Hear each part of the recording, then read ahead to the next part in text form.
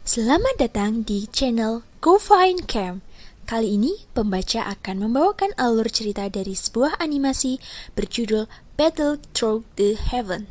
Season 7 episode 3 dengan title Terpesona pada Wanita yang Baru Ditemui. Jelas, Han Chong memiliki posisi yang cukup tinggi dalam konvoi ini. Banyak perintah dikeluarkan dari mulutnya tanpa ada yang menyuarakan keberatan. Mereka semua mengucapkan, "Iya, Pak." Han Chong juga menghela nafas lega setelah perintah dikeluarkan. "Xiaoyan, bisakah kamu berjalan?" ucap Han Chong sambil tersenyum. Xiaoyan mengangguk. Dia melompati dan turun dari kereta. Meskipun langkah kakinya terhuyung sedikit, dia masih berhasil menstabilkan dirinya sendiri. Melihat ini, Han Chong tertawa getir ketika dia berkata, "Sepertinya kamu masih perlu memulihkan diri setelah menderita cedera serius seperti ini. Sangat sulit bagi Anda untuk pulih sepenuhnya. Jika ada sisa gejala kemungkinan latihanmu di masa depan akan sangat sulit." Xiaoyan tersenyum dan mengisyaratkan agar Han Chong tidak khawatir ketika dia mendengar kekhawatiran dalam suaranya. Han Chong berhenti mengatakan apa-apa lagi. Dia diam-diam menghela nafas dan berbalik, bersiap untuk mengumpulkan orang-orang untuk mendirikan kemah. Konvoi ini cukup efisien. Dalam waktu kurang dari setengah jam, banyak tenda berwarna putih muncul di sebuah bukit kecil. Xiaoyan tidak melakukan banyak pekerjaan karena kondisi tubuhnya yang sedang lelah. Dia secara acak berjalan ke suatu tempat di camp sebelum duduk. Pandangannya perlahan menyapu sekelilingnya. Menurut apa yang Han Chong katakan, konvoi ini seharusnya memiliki penjaga klan dari klan Han Bei kota Tianbei. Beberapa saat kemudian, dia memikirkan sesuatu. Tatapan Xiaoyan tanpa sadar terlempar ke gerbong di antara banyak gerbong. Gerbong itu jelas jauh lebih mewah dibandingkan yang lain. Bahkan ada aroma tenang samar yang ditransmisikan darinya. Itu jelas ditempati oleh seseorang wanita. Hal yang menyebabkan Xiaoyan memperhatikan itu adalah bahwa ada aura yang mencapai bintang 3 doang di dalam kereta. Orang ini adalah orang terkuat di dalam konvoi. Sementara Xiaoyan fokus pada itu. Kereta yang tertutup rapat tiba-tiba terbuka dan kaki ramping panjang muncul di mata Xiaoyan. Xiaoyan kaget dan tatapannya perlahan bergeser ke atas. Kejutan jelas melihat di matanya. Tidak terduga bahwa pemilik bintang 3 Do Guang, aura sebelumnya sangat muda dan sangat cantik. Wanita itu memiliki alis seperti willow, kulitnya seputih salju, dan dia diberkati dengan sosok tinggi. Dia mengenakan pakaian berwarna ungu. Di bawah penutup pakaian ungu itu ada tubuh yang sangat tebal dan lekuk tubuh yang proporsional. Satu-satunya aspek yang kurang adalah wajahnya dingin, matanya yang cantik memiliki aura yang didambangkan seorang pria. Oh ya guys, sedikit bicara di luar alur film nih. Cantik itu relatif ya guys. Kedinginan dan kecuekan sikap cewek itu sebenarnya membuat seorang cowok penasaran dan ingin memilikinya. Oke, lanjut ke alur filmnya ya. Xiaoyan tiba-tiba memiliki perasaan samar bahwa wajah wanita ini tampak seperti akrab. Namun dia juga sangat yakin bahwa ini adalah pertama kalinya dia melihatnya. Banyak tatapan di sekeliling telah berkumpul pada wanita ini saat dia muncul. Ada panas dingin dalam tatapan ini, namun kebanyakan dari mereka menghormati. Mata indah wanita ini perlahan-lahan menyapu perkemahan saat dia turun dari kereta. Tatapan wanita itu tiba-tiba berhenti padanya. Alasnya sedikit vertikal saat dia perlahan berjalan. Beberapa saat kemudian, kakinya yang ramping dan panjang muncul di depan Xiaoyan. Suaranya yang sedingin es berbicara, "Kamu adalah seseorang yang telah diselamatkan oleh Han Chong selama perjalanan, bukan?" ucap wanita tersebut.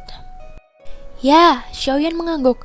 Dia ingin berdiri agar lebih sopan, tetapi kelelahan di dalam tubuhnya menyebabkan tubuhnya bergetar sedikit sebelum akhirnya dia duduk kembali.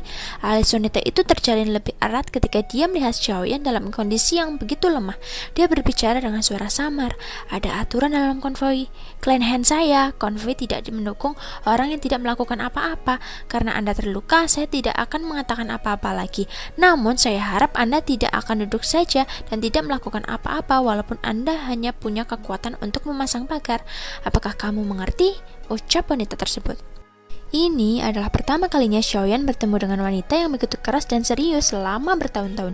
Ini menyebabkan dia tidak bisa bertawa atau menangis. Sejak kapan dia benar-benar menjadi orang yang menganggur?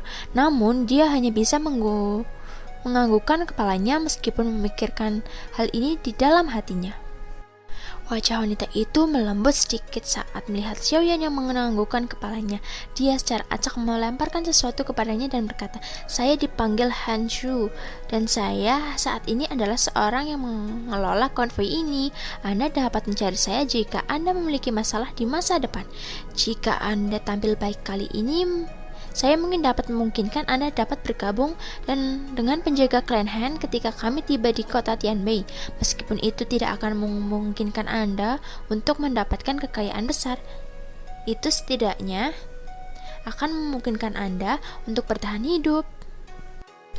Ini adalah obat penyembuhan kecil dan seharusnya memiliki efek pada cedera Anda. Setelah itu kita akan melewati wilayah ular iblis Yaomang. Kamu harus hati-hati, bersembunyi di kereta dan jangan keluar."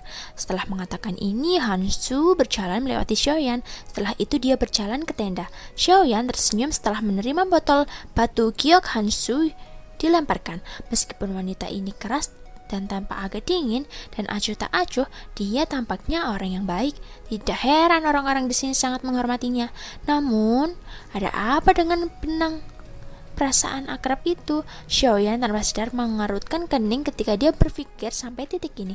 Tidak mungkin baginya untuk mengenalnya. Kegelapan malam berangsur-angsur menutupi seluruh padang pasir. Bulan bergantung seperti lempengan perak yang tinggi di langit yang jauh, menyebarkan cahaya bulan yang samar di atas tanah.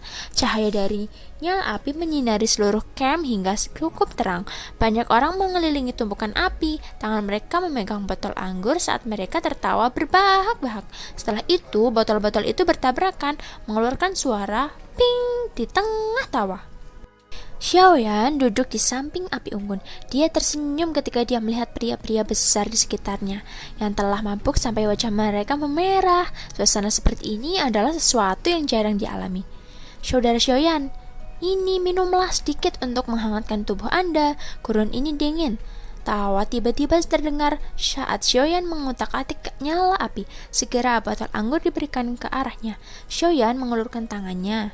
Setelah itu dia mengangkat kepalanya untuk melihat Hancong yang memiliki bau alkohol di sekujur tubuhnya. Dia kemudian tersenyum dengan menganggukkan. "Terima kasih kakak Hancong." "Hahaha, anak kecil Xiaoyan, tidak buruk. Anda masih memiliki semangat pria." Beberapa penjaga Clan Han di sekitarnya tanpa sadar tersenyum dan memuji ketika mereka melihat bahwa Xiaoyan telah minum setengah kantong anggur yang kuat dalam satu tembakan. Xiaoyan tersenyum kepada semua orang. Dia baru saja akan berbicara ketika tenda di tengah perkemahan tiba-tiba yang muncul sangat memikat di bawah sinar bulan segera muncul di depan tatapan semua orang. Sosok itu adalah Han Shu. Pada saat ini Han Shu tampaknya baru saja mandi, karena itu rambut hitamnya yang halus membawa kelembapan saat rambut itu melayang ke bawah. Pada saat ini dia tampak memiliki pesona wanita. Ini menyebabkan cukup banyak penjaga Clan Han yang lebih muda memiliki detak jantung yang lebih cepat saat melihatnya. Han Shu berjalan keluar dari tendanya. Pandangannya secara acak melirik sekali. Setelah itu dia duduk di samping api unggun tidak jauh dari kelompok Xiaoyan. Dia mengeluarkan belati dan mengambil sepotong daging panggang dari rak api sebelum perlahan-lahan masukkannya ke mulut kecilnya. Keanggunan dari mengunyahnya yang lembut tampaknya tidak sesuai dengan suasana mengunyah yang kasar di sekitarnya. Namun harus dikatakan bahwa Han Shu saat ini sangat indah dan mengharukan. Suara-suara Hancong dan lainnya tanpa sadar ditekan setelah Han Shu keluar. Lelucon kotor mereka juga buru-buru ditelan ke perut mereka. Xiaoyan menoleh dan melihat Han Shu yang tampaknya memiliki pesona yang memikat milik seorang wanita di bawah lampu api yang dicampur dengan dingin yang keras dari siang hari. "Hehe, mengapa? Apakah kamu terpesona oleh Han Shu, nona muda?" ucap Hancong. Tersenyum hangat di wajahnya menyebabkan pria kuat ini terlihat agak tidak penting pada saat ini. Tentu saja mereka semua laki-laki, karenanya tidak perlu menyembunyikan kata-kata ini. Xiaoyan kaget ketika mendengar ini. Dia segera tertawa dan menggelengkan kepalanya. Tidak perlu malu, siapa yang lebih muda dari 30 tahun di unit penjaga ini yang bisa lolos dari pesona Hanshu. Namun mereka semua mengerti bahwa mereka hanya dapat memikirkan hal-hal seperti itu di dalam hati mereka. Xiaoji sudah melihat elit Dowang di usia yang begitu muda. Bakatnya yang hebat hanya dilampaui oleh nona muda di seluruh klan Han. Dengan status dan posisi kita sebagai penjaga itu sedikit berbeda dari upaya untuk mendapatkan sesuatu yang melampaui kita, ucap Hanjong menepuk dada Xiaoyan. Xiaoyan sedikit mengangguk meskipun dia tidak menyadari betapa kuatnya klan Han menjadi wanita muda dari klan Han. Status Hanshu secara alami lebih tinggi daripada para penjaga ini. Nona muda memang orang yang cukup baik, meskipun dia biasanya sangat keras, dia memperlakukan kami dengan sangat baik. Jika Anda penjaga yang terluka parah dalam sebuah misi, dia akan meminta klan itu untuk membayar sejumlah uang untuk diberikan kepada kerabat penjaga itu, ucap Hanchong. Xiaoyan kaget, tidak terduga bahwa wanita yang terlihat dingin ini akan benar-benar memiliki hati yang baik. Setelah selesai makan, Hansu berdiri, mata cantiknya menyapu tenda sebelum segera menangkap Hanchong. Dia berbicara dengan tak acuh. Mereka yang bertugas malam ini seharusnya tidak meminum alkohol, yang lain juga harus minum lebih sedikit. Semua orang harus lebih memperhatikan ketika kita melewati wilayah ular iblis Yamang besok. Setelah mengatakan itu, dia perlahan memasuki tenda sebelum memadamkan cahaya di dalamnya. Oh sial, aku sudah lupa tentang bajingan serakah dan bejat itu. Baiklah, mari kita semua berhenti minum. Perketat penjaga malam ini dan pastikan tidak ada yang salah, ucap pemerintah Hanchong. Setelah itu mereka menyebar dan memperkuat pertahanan dan patroli di perkemahan. Xiaoyan sedikit kaget ketika dia melihat perkemahan yang dengan cepat menjadi lebih serius. Saat kemudian dia berdiri dan bertanya, "Kakak laki-laki Han, apa itu ular iblis Yamang?" Hanchong tertawa getir ketika mendengar ini. Dia berkata, "Kita akan melewati tempat yang disebut 10,000 Snake Gorge. Tempat itu adalah wilayah ular iblis bernama Xiamang. Kekuatan orang itu mungkin baru saja mencapai kelas Douhuang, tetapi bahkan beberapa ahli di puncak kelas Douhuang tidak ingin terlibat dengan dia karena sebagai ular iblis mampu mengendalikan semua peringkat ular racun 4 dan lebih rendah di ngarai 10.000 ular. Karenanya dia telah menduduki tempat itu selama bertahun-tahun. Seseorang yang harus membayar mahal jika ia ingin berhasil melewatinya. Siapapun yang menolak akan mengalami kesulitan. Ular iblis kelas Douhang itu benar-benar memiliki kecerdasan dan tahu bagaimana menduduki suatu wilayah dan menjadi bandit, ucap Xiaoyan. Ranking 6 Magical Beast kebanyakan memiliki kecerdasan yang cukup tinggi. Selain itu, Xiamang ini telah memiliki pil transformasi iblis. Karenanya, ia bisa lepas dari bentuk ular itu. Kecerdasannya juga lebih tinggi dari peringkat 6 Magical Beast lainnya, kata Hanchong. Pil transformasi setan, pil obat ini sebenarnya dapat memungkinkan binatang ajaib untuk mengubah tubuhnya. Saya ingat bahwa hanya pil transformasi tubuh yang memiliki efek seperti itu, dan itu adalah pil obat tingkat 7. Xiaoyan berbicara dengan tertegun. Pil transformasi iblis hanyalah pil obat tingkat 6. Efeknya memang mirip dengan pil transformasi tubuh, namun itu hanya memungkinkan transformasi parsial dan efeknya jauh lebih rendah daripada pil transformasi tubuh. Pil obat seperti itu paling dicari di beberapa klan Magical Beast, Hanchong menjelaskan. Semoga orang ini tidak akan meminta jumlah besar besok.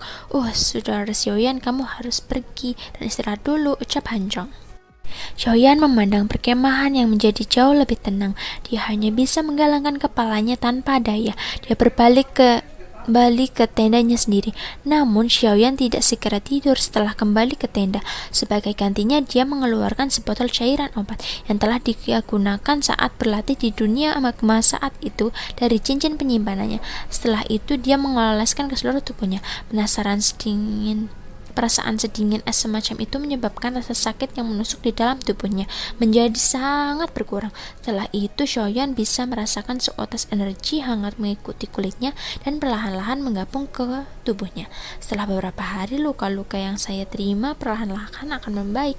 Pada saat itu, tubuh saya akan dapat mengakomodasi masuknya beberapa douki. Xiaoyan merasakan perubahan dalam tubuhnya dan ekspresi juga santai. Dia meletakkan pakaian linen kembali di tubuhnya. Setelah itu dia duduk bersila dan memasuki kondisi pelatihan dengan hati-hati menyerap energi alam untuk memperbaiki tubuhnya yang terluka.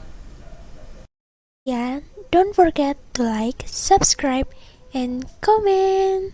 Tetap tungguin konten-konten kita selanjutnya ya. Don't forget to stay safe ya guys. Bye-bye.